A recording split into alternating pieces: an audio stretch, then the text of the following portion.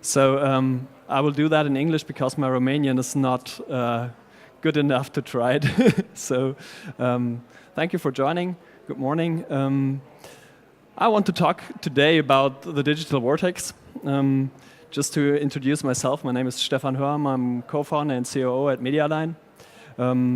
We as a company, we are in all over Europe, based with a headquarters in Germany, with our site here in Bucharest, colleagues here on the booth down there. And that's what just to give you some facts and figures about us. If you are interested to hear more about us as a company, you're invited to talk with us about that. What I want to talk about today is the digital vortex. What is the digital vortex? What is it about? How is it changing our daily business? What does it mean to us?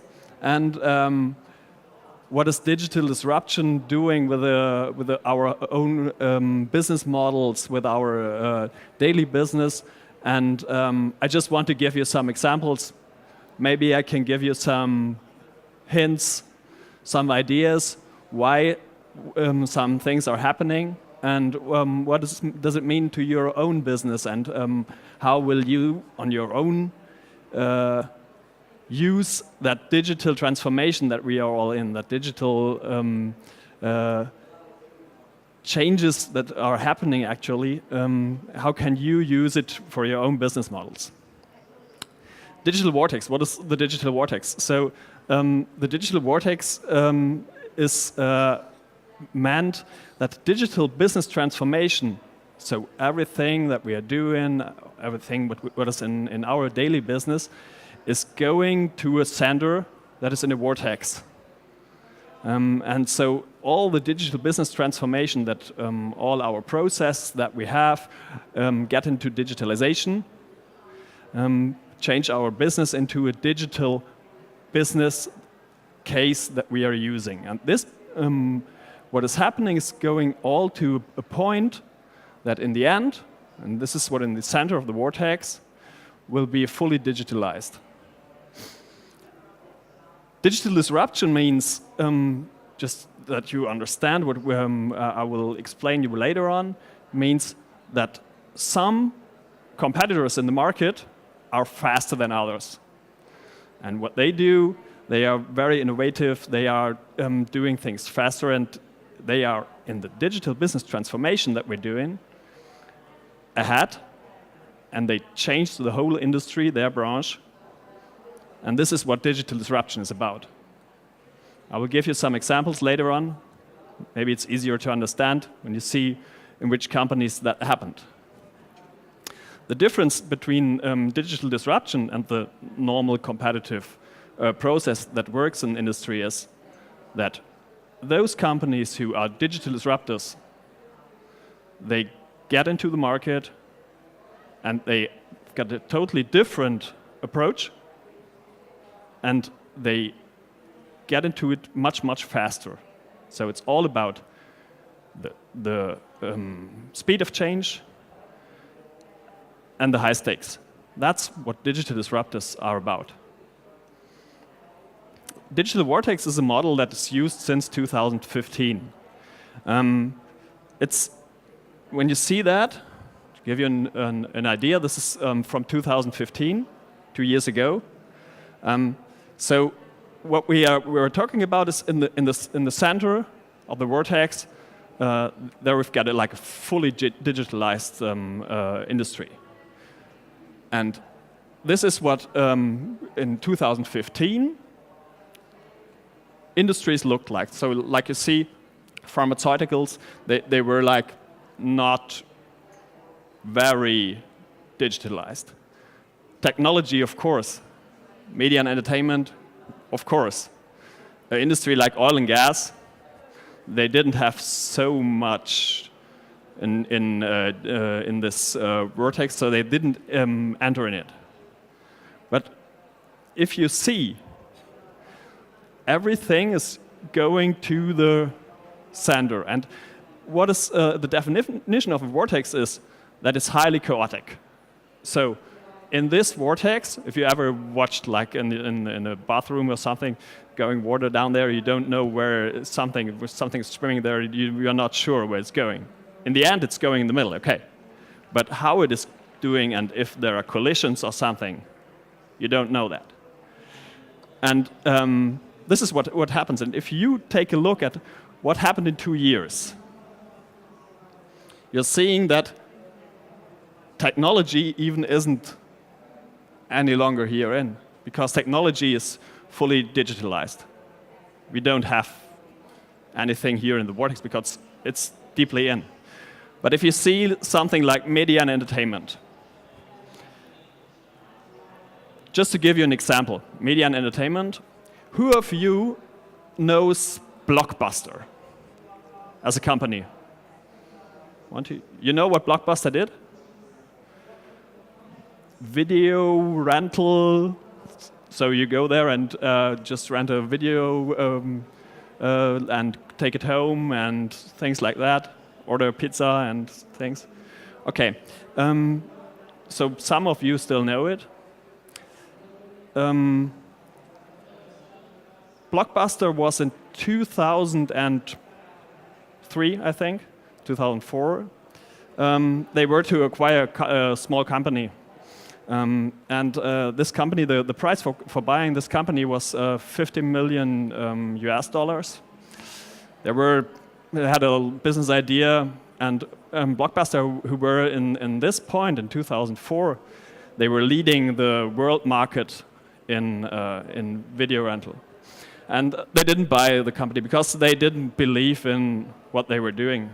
The idea they had was like quite strange and yeah, didn't work that good. So you don't know Blockbusters much if you don't know Blockbusters. Okay. The company they didn't buy was Netflix. So this is a typical example for what happens in a digital vortex. So Netflix is a typical digital disruptor. And to stay in that branch, media and entertainment, who of you goes to cinema? Okay. Nearly, so me too. Yeah. Okay. So why do you go to cinema? The reason? You won't tell? So just popcorn, tacos, maybe? So I go to cinema, just to tell you, I go to cinema because so I'm a big James Bond fan. So if there comes out a new James Bond film, I want to see it first. I want to be there because if it comes out, it will be first on cinema. But what happens if this will not be any longer in cinemas?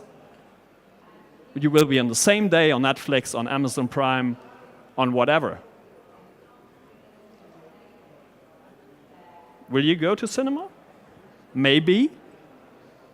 But not everybody will. And this is what happens in a market where you've got a digital disruption. Because all that companies that own cinemas, they will get in big trouble with that. And that's what's happening here. Yeah. I want to give you another example. Who uses WhatsApp? Everybody. Okay. Good. Do you know why Facebook paid $19 billion for WhatsApp? Who knows it? That's good. I didn't know it either. Because what is WhatsApp doing? So WhatsApp is, they are sending text messages, okay? Now you can take it as a telephone video conferencing, sending pictures, emojis. But it's for free. So I don't pay for it. Does anybody pay something for WhatsApp? No. It's for free. So my first idea was, okay, Facebook wants to get all the user data, and they do something like selling that user data to I don't know what, and selling my telephone number, or they buy it, and afterwards they do it, they make it something like they want to have money for it, or you have to pay for using it. No, that's not what's happening. Because what is happening with WhatsApp is they've got a user base which is 1.3 billion users in the world. And actually, they get weekly 1 million more. WhatsApp is the app in the world that is on the most mobile devices. Okay. But that could not be the reason to pay 19 billion for it. A lot of money. So what could be the idea? What happened in the first step is a typical digital disruption. Because what you see here, the blue one, that's short message, SMS, you know that. In the moment WhatsApp appeared, that's what happened to short messages. So I sometimes send an SMS, but in comparison to mobile devices that we have, it broke down. When you see what is happening actually is a digital disruption in messaging, free mobile calls, video calls, something like that. The market for that is 155 million per day. Cut. Okay, so they destroy the market. But why? What is happening? So that's not, could not be a reason because Facebook, Mark Zuckerberg, maybe he's a clever guy, but he doesn't have anything from paying 19 billion for WhatsApp for that. So what is the idea? The idea is, what is about person-to-person payments? Does anybody use that, actually? Okay. So person-to-person payment is, yeah? Sorry? Later on? Okay, so I will give you questions later on. So, person-to-person payment is a thing that, so if I want to give you like, so I don't know how much it is, but 50 lei, so, and I don't have it cash, I just send you like on, today I can do it with PayPal or whatever. Some banks have apps for that. But if I'm at one bank, I'm with PayPal, and in Germany we've got something like Pay Direct, and the other one has Pay Direct. How can I send it in between? Would be much better if we all have the same app, and we can use the same app for that. What could be that app? It's the app what's on most mobile devices, what we all use. It's WhatsApp. You know what that market is? That market for PayPal is about PayPal for person-to-person payments is 550 billion per year. That's just only the market. And if you see what is happening then is the idea is that we don't go, or WhatsApp, Facebook doesn't say, okay, we sell that user data, but we take that app that we have on every device, and then we ask the guys who've got some services to sell. Like, for example, you want to book a hotel. You want to book a flight. You need a taxi. So did you ever count how many apps you've got on your mobile phone? So I've got about 80 or 90 apps, and I just always have to check, like, okay, so I have to go with Lufthansa, American Airlines, whatever, another app, Uber, My Taxi, HRS, hotel, whatever. The idea is to say, okay, what is the point where all people are in the same point? This is WhatsApp. Everybody's got WhatsApp. So I do whatever. I'm not sure how it will work, but the idea is that I go into WhatsApp and say, okay, I need a taxi. I need a hotel. And I share my place wherever I am, and they will do it for me because I've got that app. That's all in one. And what Facebook and WhatsApp will do is they will sell that service to all the companies that need it, that want to sell it. like whatever you give for Hilton, Marriott, Lufthansa, whoever, yeah? And they will pay them. Not the user will be paying, but the company that uses that service. And this is a typical example for digital disruption. Because what they are attacking banks, telecom companies, they are attacking even all that companies who are directly with their apps, who are selling directly. They are attacking like company like Uber, because Uber, what will they do? Will Uber pay WhatsApp for using the service, for using their database? That's what's happening. And if you see what this is in money, 19 billion is not that much. But it's all about having the user database. And this user database is 1.3 billion, actually growing every day. Very good example for digital disruption. But just to give you an idea, what does it mean to everybody? So WhatsApp, everybody's using it. So maybe it affects to all of you. But digital disruption is very interesting when you see what is happening in the next generation. When I've seen this number, so 97% younger than 4 use mobile devices in the US. Younger than 4.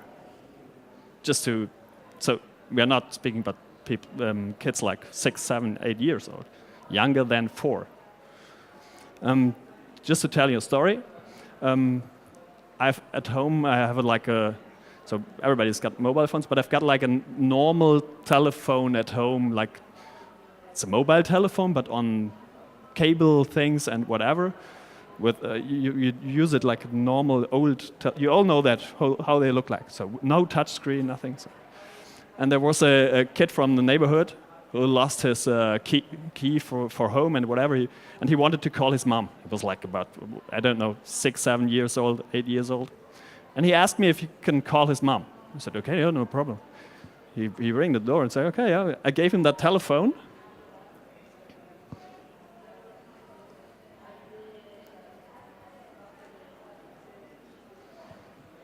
Don't work. I said, no, you've got to press like, oh. That's what's happening. I've seen kiddies like 4 or 5 years old on paper newspapers, trying to do like that. That's what's happening. And that leads us to the problems that we get into. 1/3 of all data theft is done with mobile devices. So I'm sure you all switched off your Bluetooth and Wi-Fi connections and thing. So my guys which are there can't steal your data? No, you didn't. I didn't do it too. That's it. This is what we do in other shows. So when we are talking to customers, asking them, what did you do last week in Zurich at the airport? Nice picture of your kiddies. So this is, I think this is a thing that we all know. 45% of companies had data thefts. That's a lot. And we all know that the whole legacy is changing, and we all have to inform our customers about what's happening in that moment. And I think this leads to insecurity. So people leading companies say, okay, what can we do? Cut all lines? No, that's not the solution. 4 times more attacks through software. We've got about 1 million incidents per day. If you can't imagine how much that is, it's no problem. Because this is one of the big problems we have in understanding those numbers is that we've got exponential growth of data. So we don't have linear growth. So it's not like this year we've got 1 million, next year we've got 2 million, in 2 years we've got 3 million. No, that's not the way it's working. It's going like exponential.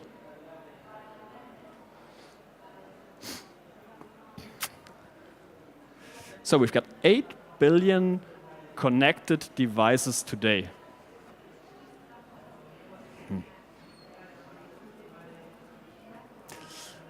We've got 200 billion connected devices until 2031. This means, 25 connected devices per person. Did anybody of you count how many devices you have? I've got just a tip for you. Do a Wi-Fi scanning at home. I thought I've got my mobile phone, I've got a tablet, notebook. Yeah, okay. Maybe I've got 2 or 3, I don't know. So could be 4, 5, 6, 7, 8. That was my opinion I have. So okay, we are at home 2 persons. Like okay, let's have 15, 18, 46. That's the right number. Things you didn't even think about. The refrigerator like has internet connection. You've got like on the heating, you've got like Wi-Fi shit like in the lighting and everything. So it's everything connected. And this is what we all have to be about and think about. 25 connected devices per person. So I've just have 8 minutes left, so I just want to give you one last example of autonomous driving. So I'm from Germany, so cars, that's what we are in. You have any idea why Intel acquired Mobileye? You know what Mobileye is? Mobileye is, does sensors for autonomous driving. So they were impressed because they had some accidents that didn't work good. But Intel acquired them. The reason is you've got 5 types of different sensors in every car that is used for autonomous driving. In 8 hours of driving, you produce 4 terabytes of data. So if you think how much you are driving in every year, you see what means this only in data. And there are 20 million cars expected until 2035. And when I was in Austin earlier this year, there was Michael Dell on stage. You all know him. And what Michael Dell said is, like in the US, when you come there, everybody's talking about Tesla. It's Tesla, Tesla, Tesla, Tesla. He said, okay, Tesla. For me, this is a laptop with wheels. But that's correct. Okay, they've got some good ideas with batteries and things, yeah. But that's it. It's a laptop on wheels. But what does that mean?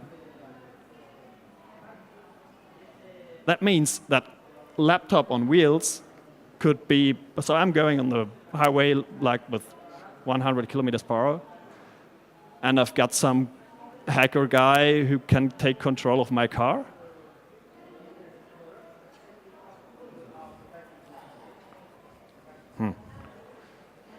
That's the other side. That's where we are in. So I think this whole insecurity that you have to think about is, am I still needed, or are the persons they are doing their business in the day of in our days today, are they still needed? So who is doing photography, like Bogdan, who is taking the photos here? Do you know Kodak? You all know Kodak. Kodak is a typical example for a victim of digital disruption. They had 10 years to prepare on the digitalization. Who has today a Kodak camera? Not? Why?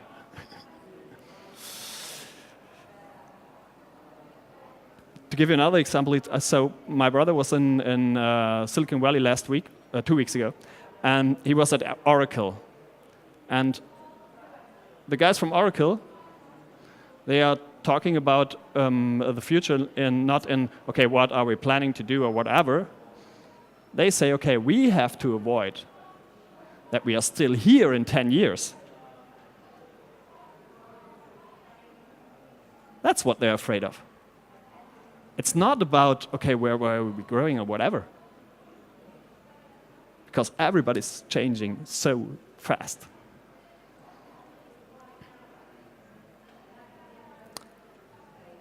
%78% feel threatened by digital startups. Why is it like that? You know that? The idea, what changed in that? Digital startups? There's a lot of money in the market. So today, all those digital startups, they are really well stuffed with money. So it's not like, okay, I don't know how to pay. There's a lot of free money in the market. And so those startups, everybody's of the big financial guys wants to find that unicorn and wants to make it big.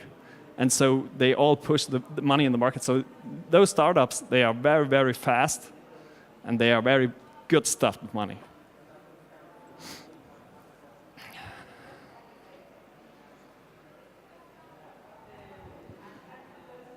I think I don't have to answer that. Eh?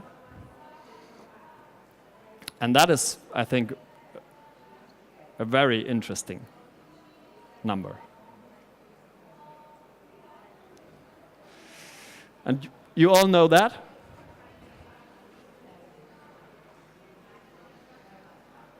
Examples for digital disruption.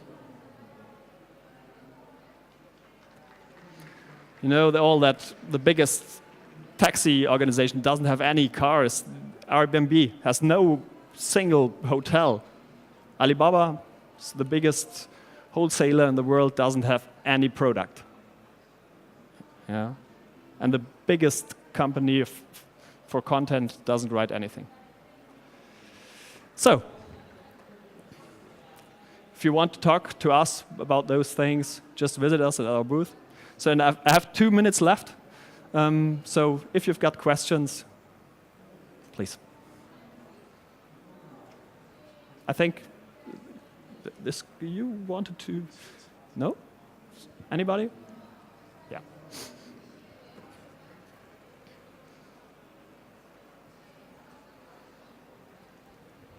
Thank you for the presentation. It was interesting.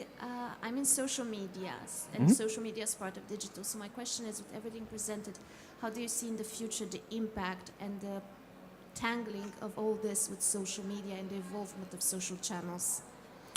Yeah, I think social media is really, really important and has a big impact on that all, because if you see the way companies come into market today, this is changing totally. So it's not only about having a good product, it's not about having a good idea or something. Social media leads to very, very fast disruption in that digital way. This is what the big difference is. So to give you an idea, if you were like a young guy when I was younger, and we're just like, I'm playing handball, and we were with some handball guys somewhere going out, and somebody took pictures with a photo or something, maybe it could appear somewhere or something, but not very often. Today, we've had that with a friend of mine who did some whatever, was in minutes on Facebook and minutes on Twitter, and you'd never get it back. That's it. And that's the same when you're coming out with a new startup product. Those well-stuffed startup companies, when they do social media campaigns, they spread immediately. It's going like, bam. Not like doing like a marketing planning, like whatever, you plan like half a year, whatever. Now, I think that is what social media is very important for digital disruption. Yeah? Okay, thank you very much. Thank you, Stefan.